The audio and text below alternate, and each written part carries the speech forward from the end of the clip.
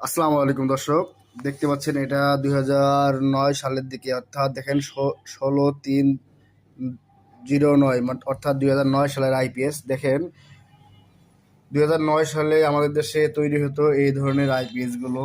তবে এই ধরনের আইপিএস গুলো কিন্তু মোটামুটি ভালো চলে, তবে এটা দিয়ে আসলে কম্পিউটার চালানোর জন্য উপযোগী না, যেহেতু এগুলোতে ইউপিএস মোড নাই, অ্যানালগ সিস্টেমে। এগুলো দিয়ে আসলে বাসা বাড়িতে ফ্যান লাইট চলতো।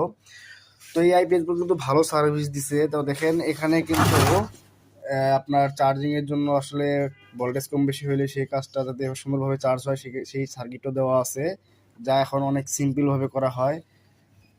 রিলের বাদ দিয়ে এখন অনেক সুন্দরভাবে করা হয়, যা আপনারা জানেন যে এখন একটা বোর্ডের ভিতরেই সবকিছু হয়ে যায়। আর আগে একটা আইপিএস তৈরি করতে কত কিছু ব্যবহার করা হতো।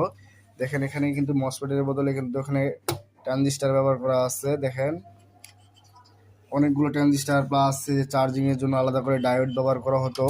এবং দেখেন এখানে দেখেন চার্জিং এর যে ভোল্টেজ কম বেশি হলে যাতে অ্যাম্পিয়ার ডাউন ঠিক থাকে চার্জ হয়, সেই ক্ষেত্রে আপনার দেখেন এই সার্কিটটা প্লাস এই ট্রান্সফর্মার ইউজ করা হয়েছে।